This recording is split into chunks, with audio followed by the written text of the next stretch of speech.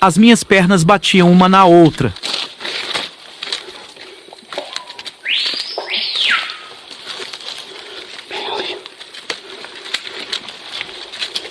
Deixa nos comentários o que pode ser isso.